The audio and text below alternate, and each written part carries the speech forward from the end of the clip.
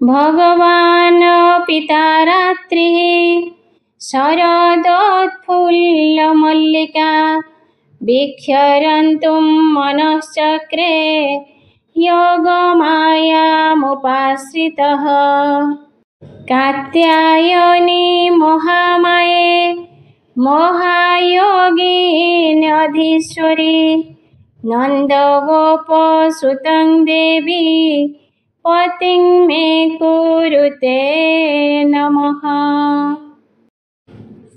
मन्नाथ श्री जगन्नाथ मद्गुरु श्री जगद्गुरु मदात्मा सर्वभूतात्मा तस्मै श्री गुरवे नमः। ॐ नमो भगवते वासुदेवाय। श्रीमद्भागवत महापुराण रास पंचाध्याय। रासक्रीड़ा आरंभ। दशम स्कंध 30 अध्याय। श्रीकृष्ण संगे गोपी वृंदे रास आरंभन्ते आनंदे तहु श्रीकृष्ण अंतर्ध्यान 30 अध्याय वर्णन। श्रीशुकोवाच शृण परीक्ष्य नरनाथ कृष्णचरित भागवत शरद काल रजे शशि मल्लिका पुष्प प्राय दिशि देखि सानंद दामोदर माया मनुष्य मायाधर गोविंद विचारन्ति मने आज रमिवा वृंदावने 16,000 गोप नारी मते बरिले तप करी मु तांक पुराइबि आस से मोर भक्त विश्वास अनेक जन्मे तप करी एबे होइले गोप नारी रमीण देवी निजपुर आज मु करिबि निस्तार एते विचारी बनमाली घेनिले विरह मुरली स्वभावे शरदर काल पवन बहे परिमल फुटिले जलस्थले फूल सुगंध शीतल मूल्य गगने प्रकाशिला शशि निर्मल विराजई निशि चंद्रमंडल खंडित देखियो सात गोपीनाथ लक्ष्मीर मुख प्राय दिशि किरणे 10 दिगतोषी कालिंदी कूले ब्रह्मराशि कदम्ब तरु मूले बसी रजनी चिरकार कले माया पटल प्रकाशिले बोइले हुआ ब्रह्मनिशि सहस्र जुग जहा घोषी त्रिभंग छंदे उभा होई मुरली अधरे लगाई गोपींक नाम धरी धीरे मुरली डाकई सुस्वरे गोपी जे थिले निजपुरे नाद शुणिले जे घरे दंडे शुणिले स्थिर करी बेणु डाकई नाम धरी शुणी होइले छन छन व्यापारे न लागिला मन कर चरण न चढ़ई मदने कंपुअछि देहि नादे मोहिले बनमाळी 16 सहस्र गोपबाळी एक कुआरे कलु जाई धाइले असंभाळ होई बोलती न पुणे जानी मोते होइब सपतणी आगे मु जीवी वृंदावन रमिबी नंदर नंदन देखिबी नयन पुराई मोहर नामे वेणुबाई किंपाड़ा कई रात्र काए उभारी कदम्बर मूले जल क्रीडार बेले गला आंभर वस्त्र चोरी कला कदम्ब वृक्षे नहीं थोई मागिले वस्त्र न दियई उलग्ने जल मध्ये थाई सीते कंपई आंब देई बहुत विनय होइलु दंतरे तीरण धइलु बोइला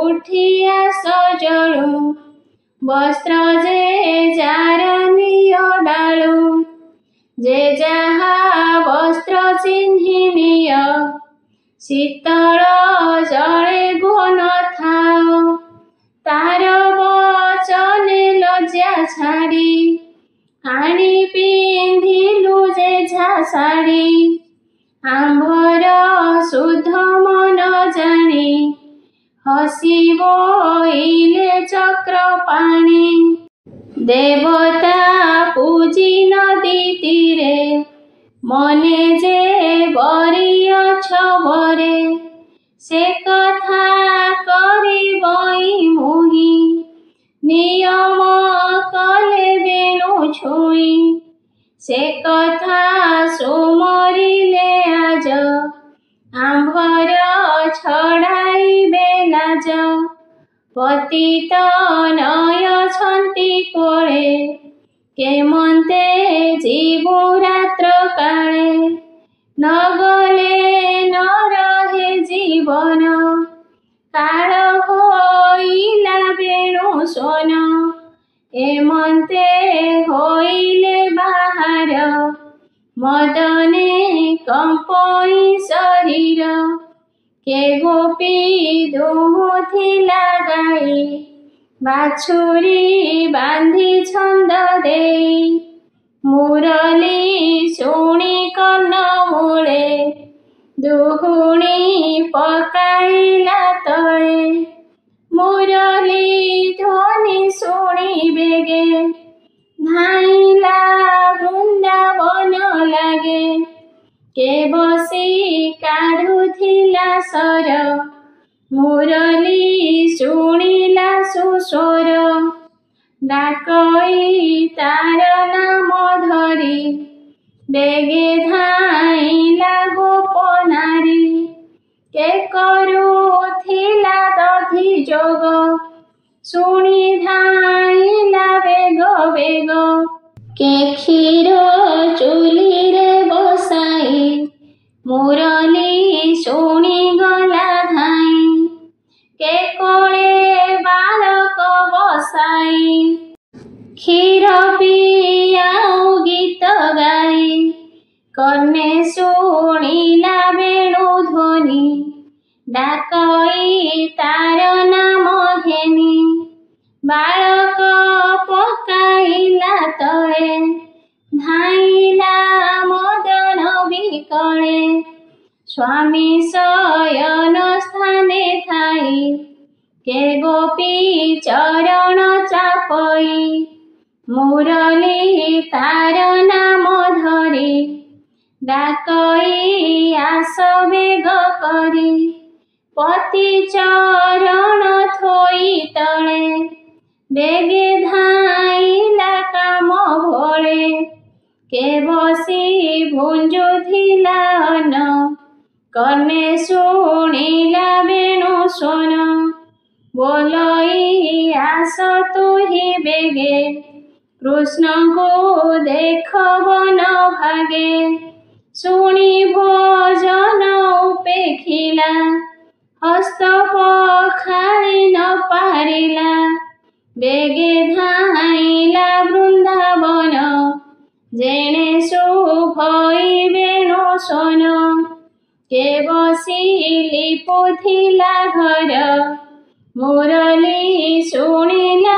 ସୁସ୍ୱର ବୋଲଇ ଆସ ହର ବନେ ହରିଙ୍କି ରମ ବୃନ୍ଦାବନେ ଘର ବ୍ୟାପାର ଉପେଖିଲା ବେଗେ ସେ ବୃନ୍ଦାବନେ ଗଲା କେ ବସିଥିଲା ନିଜ ଘରେ କଜଳ ପାତି ଘେନି କରେ ଏକ ଲୋଚନେ ରଞ୍ଜିଥିଲା ତା ନାମେ ମୁରଲି ଡାକିଲା ଧାମଇ ଅସମ୍ଭାଳ ହୋଇ କଜଳ ପାତି କରେ ଲଇ କେ ଗୋପୀ ବସ୍ତ୍ର ତଳେ ଥୋଇ କୁଙ୍କୁମ ଶରୀରେ ଲେପଇ କର୍ଣ୍ଣେ ଶୁଣିଲା ବେଣୁ ଧ୍ୱନି ଉଠିଲା କରେ ବସ୍ତ୍ର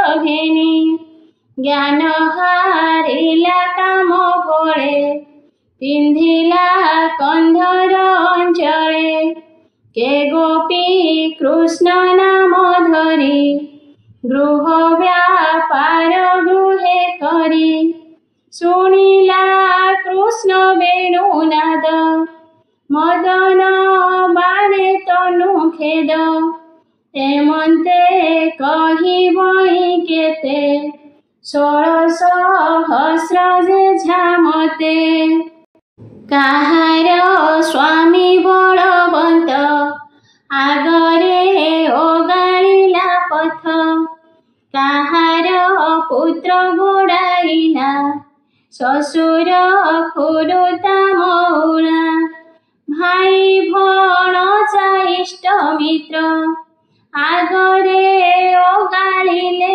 ପଥ ବୋଲନ୍ତି ଗୋପୀଙ୍କି ଅନାଇ ଏକଥା ଉଚିତ ନୁହଇ ରଜନୀ କାଳେ ଯାଅ ବନ ଲଜ୍ଜା କି ଛାଡ଼ିଲା ବଦନ ଶୁଣି ବୋଲନ୍ତି ଗୋପବାଳୀ ବନେ ବିଜୟ ବନମାଳୀ ଶୁଣତ ଶୁଭୁ ଅଛି ନାଦ ମୁରଲି ବଳଇ ଆନନ୍ଦ କ୍ଷଣେ ମୁରଲି ନାଦ ଶୁଣି ଆମ୍ଭେ ଆସିବୁ ଏହି କ୍ଷଣି ଦାସ ବତ୍ସଳ ଭଗବାନ ମୋହିଲେ ଗୋପାଳଙ୍କ ମନ ତୁଣ୍ଡରୁ ନଇଲା ଉତ୍ତର ବାହୁଡ଼ି ଗଲେ ଯେଝା ଘର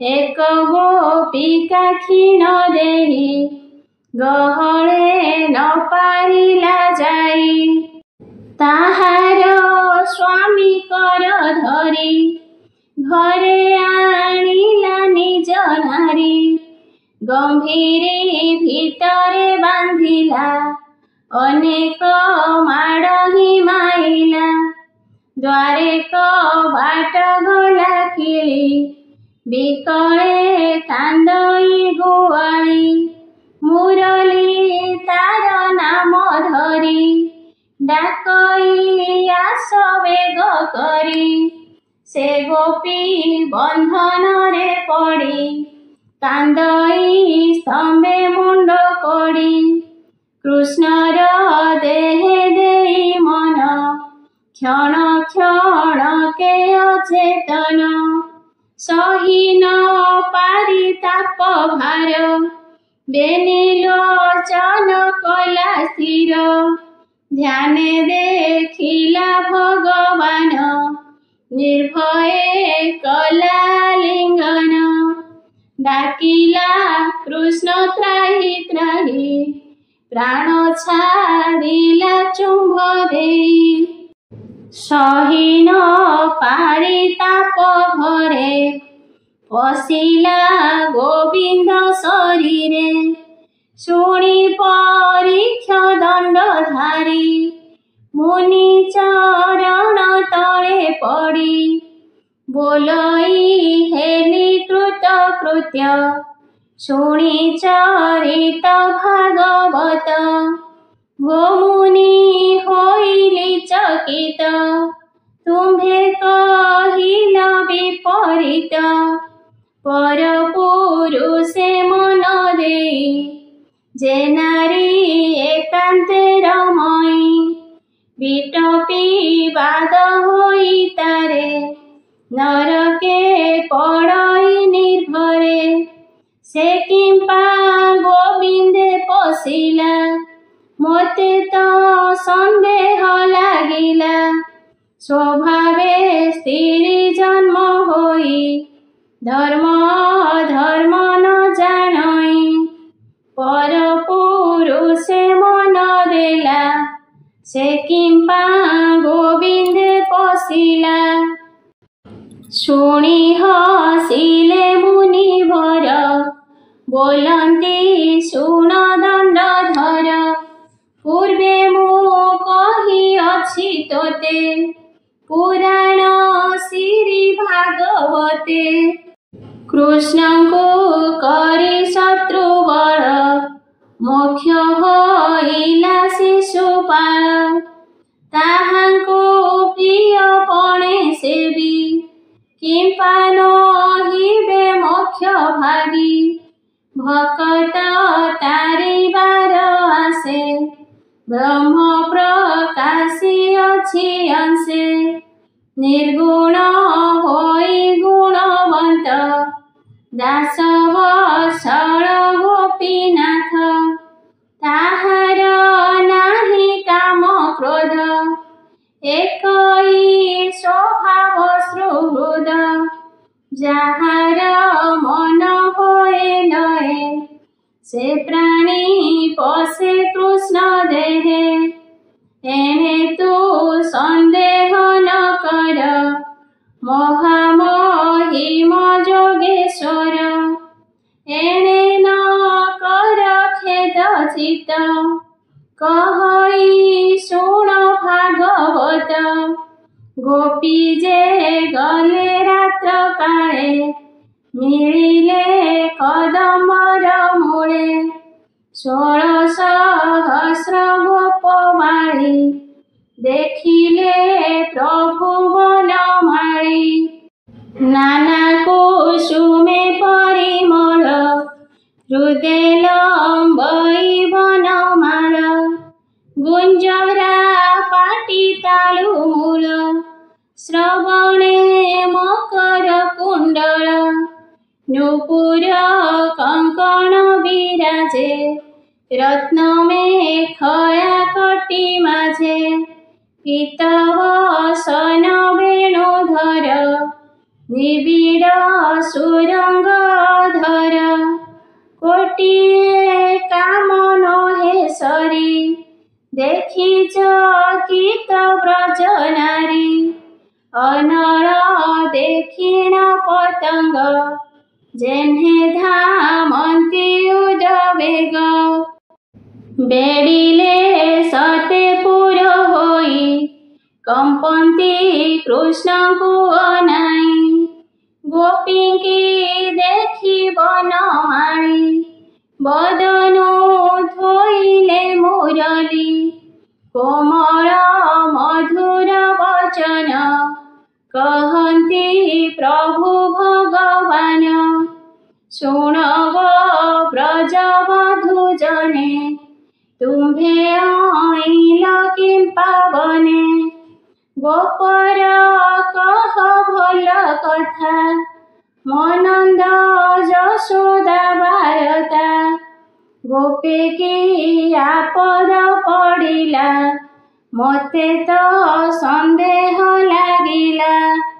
ଗୋରୁ ଗୋପାଳ ନେଲେ ବାନ୍ଧି ତୁମ୍ଭେ ଅଇଲ ବନେ କାନ୍ଦି ସର୍ବ ସମ୍ପଦ କଲେ ଜୁର କିଏ ବା ମିଳିଲେ ଅସୁର ହେମନ୍ତ ପ୍ରାୟ ମୁଁ ମଣଇ କିମ୍ପା ଅଇଲ ବନେ ଧାଇଁ ଭଲେ ଅଇଲ ମନିକଟେ ବଣା ନହିଲ ବଣ ବାଟେ ଭାବେ ମୁଁ ବାହୁଥିଲି ବେଣୁ ମୋତେ ଭେଟିଲ ଆସି ତେଣୁ ରଜନୀ ହେଉଛି ଉଛୁର ବନ ଗହନ କୁଞ୍ଜ ଘୋର ବ୍ୟାଘ୍ର ଭଲ୍ଲୁକ ବନ ଯିବେ ତୁମ୍ଭଙ୍କୁ ଦେଖିଲେ ଖାଇବେ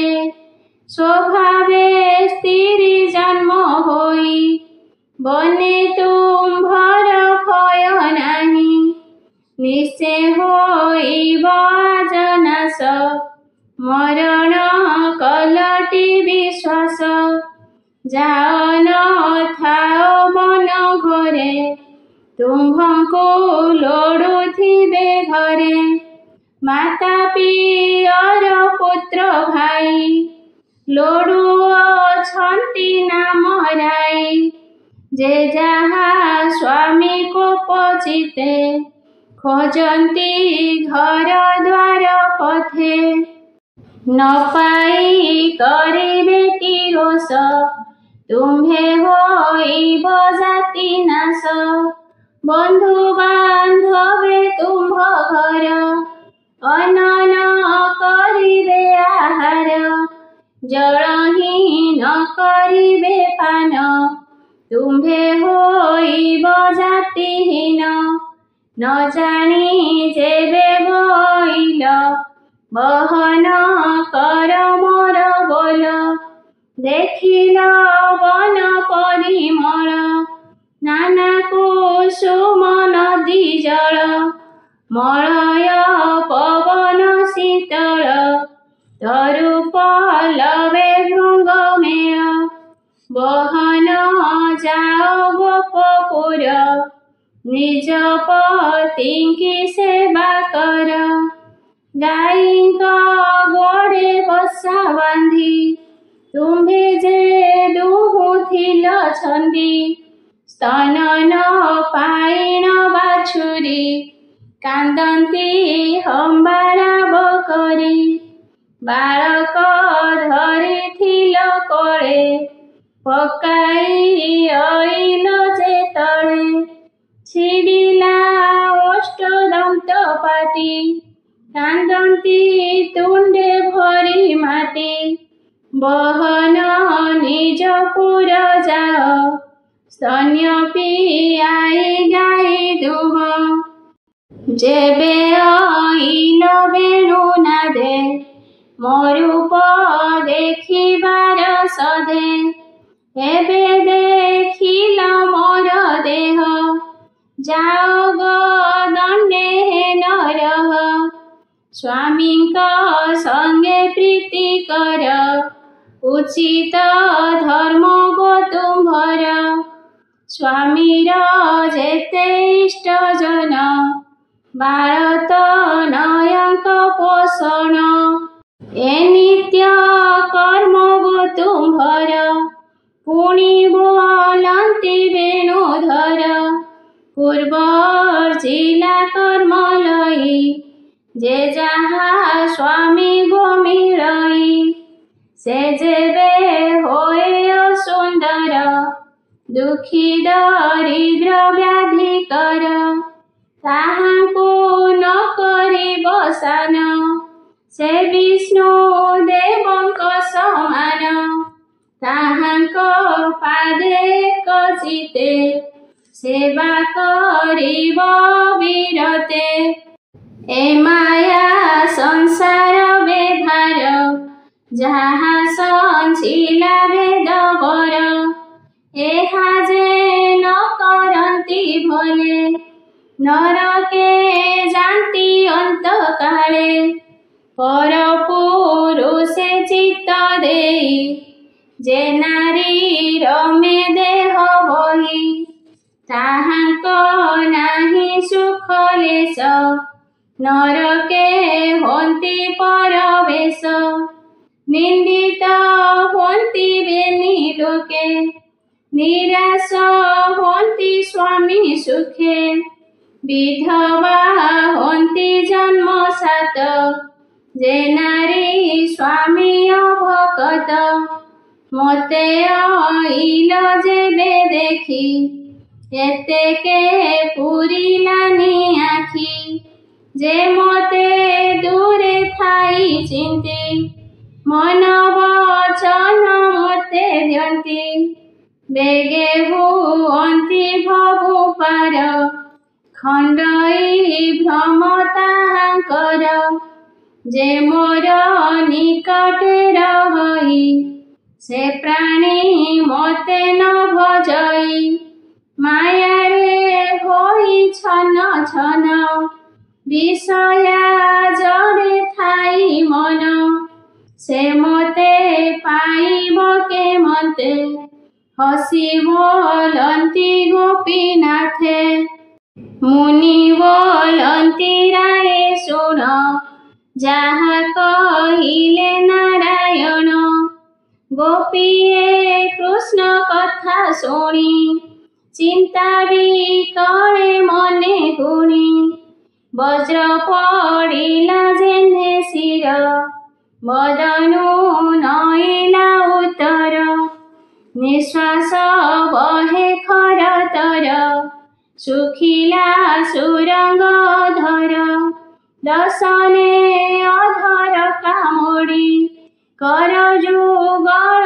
ଶିରେ ତାଡ଼ି ଚରଣ ଅଙ୍ଗୁଳିର ଅଗ୍ରେ ଭୂମି ଚିରନ୍ତି କାମ ବ୍ୟଗ୍ରେ କମ୍ପଇ ବିକଳେ ଶରୀର ବେନି ଲୋଚନୁ ବହେ ନୀର ଅଞ୍ଜନ କୁଙ୍କୁମର ସଙ୍ଗେ ଲୁହ ପଡ଼ଇ କୁଚ ଯୁଗେ ଦୁଃଖ ସାଗରେ ନିମଜିଲେ ସମସ୍ତେ ଲୋଚନ ବୁଝିଲେ ହୋଇଲେ ମୃତ ପିଣ୍ଡ ପ୍ରାୟ ଦେଖନ୍ତି ପ୍ରଭୁ ଦେବରାଏ କୃଷ୍ଣ ନିଷ୍ଠୁର ବୋଲ ଶୁଣି ଧର୍ମ ଧର୍ମ ମନେ ଗୁଣି ଯାହାର ପାଇଁ ଗୃହବାସ ଛାଡ଼ିଲୁ ଜୀବନର ଆସ ତାର ନିଷ୍ଠୁର କଥା ପାଇ ଜୀବନ ଦଣ୍ଡେ ନର ହୋଇ ବେନି ଲୋଚନ ଘଷି କରେ କୃଷ୍ଣଙ୍କୁ ଚାହିଁଲେ ସଧୀରେ ପାଦେ ପଡ଼ିଲେ ଏକାବେଳେ କହନ୍ତି ଜୀବନ ବିକଳେ ଶିର ଲଗାଇ ପଦ୍ମ ପାଦେ କହନ୍ତି ଶୋକ ଗଦ ଗଦେ ଭୋନାଥ ପ୍ରଭୁ ଭାବଗ୍ରାହୀ ହେମନ୍ତ ବୋଲୁ କାହିଁ ପାଇଁ ତୁ ନହୁ ଯଶୋଦାନନ୍ଦନ ଅନାଦି ପ୍ରଭୁ ନିରଞ୍ଜନ ଆମ୍ଭେ ଅଭାଗା ଦୁଃଖୀ ନାରୀ ଆଉ କି ଯିବୁ ଗୋପପୁରୀ ଛାଡ଼ିଲୁ ବିଷୟା ବିଷାଦ ପାଇ ତୋହର ପଦ୍ମପାଦ ଆମ୍ଭଙ୍କୁ ତେଜୁ କାହିଁ ପାଇଁ ତୋ ତହୁଁ ଅନ୍ୟ ଗତି ନାହିଁ ତୋ ପାଦ ପଙ୍କଜର ମୂଳେ ଜ୍ଞାନୀ ଚିନ୍ତନ୍ତି ଅନ୍ତକାଳେ ସେ ପାଦ ପଦ୍ମ ଆମ୍ଭେ ପାଇ କାହିଁକି ଯିବୁ ଭାବଗ୍ରାହୀ ତୋହର ପାଇଁ ଦାମୋଦର ଛାଡ଼ିଲୁ ପତି ସୁତ ଘର ଭଜନ୍ତି ଯେ ତୋହର ନାମ ତାହାଙ୍କୁ ନାହିଁ ଦୁଃଖ ଶ୍ରମ ଆମ୍ଭେ ତ ପାଦେ ଚିତ୍ତ ଦେଇ ନିରାଶ ହୋଇଲୁ ଗୋସାଇଁ ଉଭୟେ ନ ପାଇଲୁ କୂଳ ତୁଜେ ବୋଲାଉ ଆଦି ମୂଳ ଧର୍ମଦେବତାଙ୍କର ଗୁରୁ ତୋର ମହିମା ମହାମେରୁ। ଯାହା ବୋଇଲୁ ବେଦ ମତେ ଭୋନାଥ ଶୁଣ ଏକ ଶୀତେ। ଏ ଯେ ତୋହର ସାଧୁପଣ ସେବିବୁ ସ୍ୱାମୀଙ୍କ ଚରଣ। ଏ ଧର୍ମ ଉଚିତ ଆମ୍ଭର ଭୋନାଥ ଶୁଣ ବେଦ ସାର। ତୁଜେ ସକଳ ପ୍ରାଣୀଙ୍କର ଦେହ ଜୀବନର ଠାକୁର। ଯେ ପ୍ରାଣୀ ତୋହରେ ଭଜଇ ତାହାର ଜନ୍ମ ବନ୍ଧ ନାହିଁ। ଅନେକ ପୁଣ୍ୟ କରିଥିଲେ ତୋ ନାମ ଧରି ଅନ୍ତକାଳେ।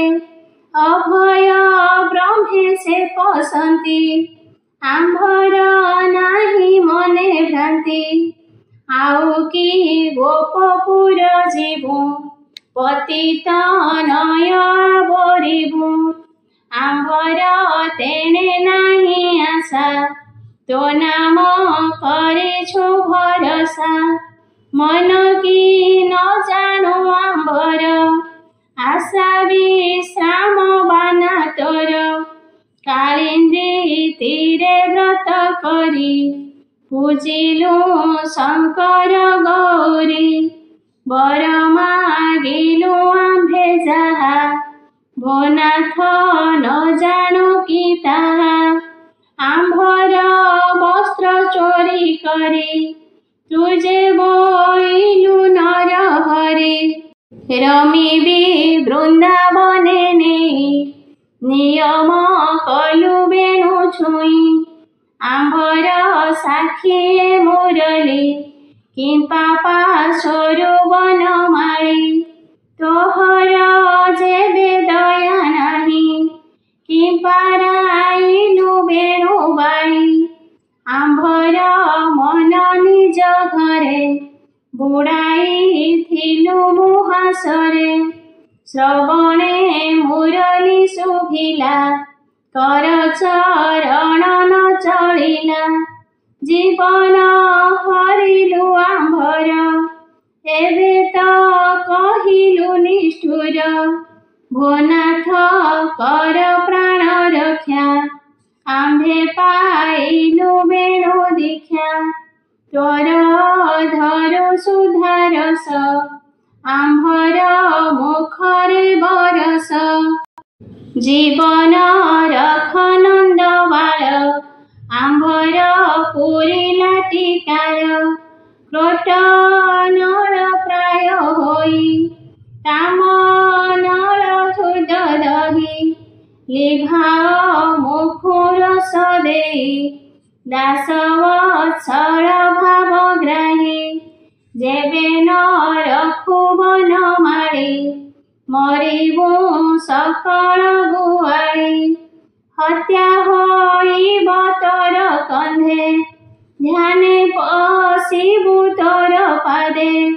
ଗୋପୀ ବୋଲନ୍ତି କୃଷ୍ଣେ ଚାହିଁ ପୂତନା ପ୍ରାଣ ଅଛୁ ଖାଇ। ତୁ କାହିଁ ରଖିବୁ ଆମନ୍ତ ନିଶ୍ଚୟ ହୋଇଲୁ କୃତାନ୍ତ। ମରିବୁ ତୋହର ଉପରେ ଜୀବନ ନ ରହେ ଶରୀରେ। ଭୋନାଥ ତୋହର ପୟରେ କମଳା ସେବେ ନିରନ୍ତରେ। ଆମ୍ଭର ପ୍ରିୟ ଅଟୁ ତୁହି ଆଶା ନ ଛେଦ ଭାବଗ୍ରାହୀ। ତୋହର ପାଦର ତୁଳସୀ ମାଳା କରିଣ ବ୍ରହ୍ମରାଶି। କବରୀ ଭାର ସଜ କରି ତୋ ପାଦେ ସେବିବୁ ମୁରାରି। ତୋହର ପାଦ ହୃଦଗତେ ମୁନିଏ ଭାବୁଥାନ୍ତି ନିତ୍ୟେ। ସେ ପାଦେ ପଶିଲୁ ଶରଣ ଜୀବନ ରଖ ନାରାୟଣ।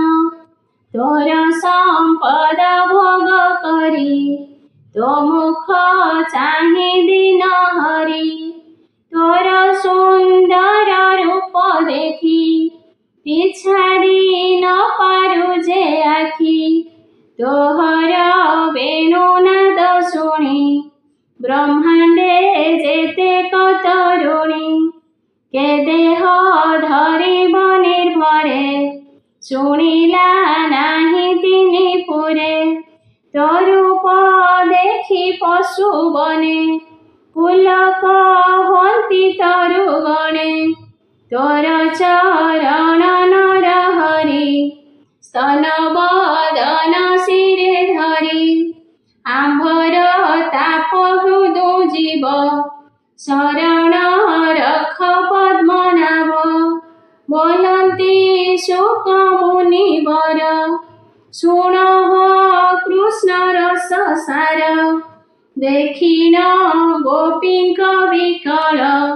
दया वशिलादि मूल आनंदे बेनी भुज तोली आस बोइले बनमाली तक्षणे पाइले जीवन हरस गोपींकर मन कृष्ण को बेढ़िले जुवती गगने जेन्हे तारापति गोपीए तो समन होई पुष्प तोड़ती बने जाई माला गुंथिले जत्न करी बर बरिले नर हरि कालिंदी बाली कूदे जाई गोपींक मध्ये भावग्राही जोग मायार बळे हरि 16,000 रूप धरी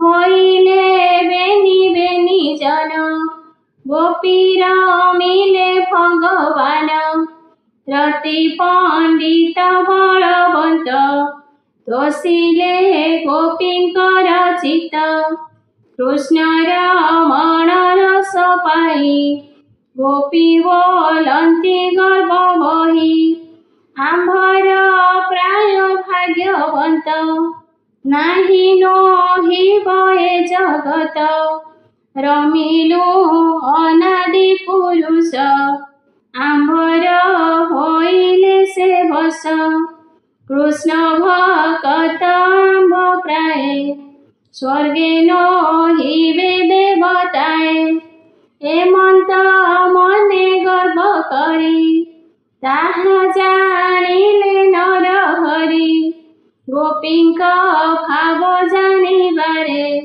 माया मोहिले नदी तीरे गोपीए वृंदावती नामे थिला से कृष्ण सन्निधाने पूर्वे से अछि तप करी गोविंद तार पूज धरी छंदिले गोपींकर मन कृष्ण होइले अंतर्ध्यान बोलई दास जगन्नाथ बने निरोपी कृष्ण पथ मोहर मन गोड़ाइला कृष्ण को भेट न पाइला बाहुड़ी होइला निराश सुजने वृंदावने पोष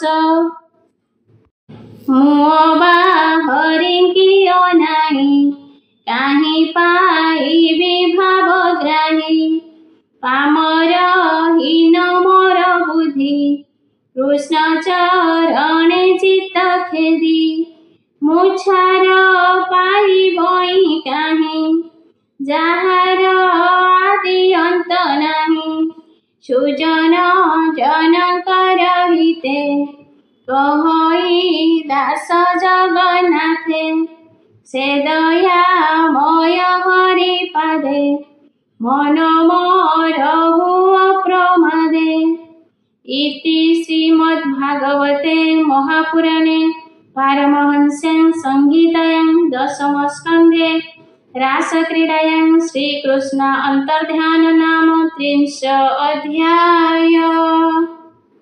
हरि शरणं हरि शरणं हरि शरणं हरि शरणं।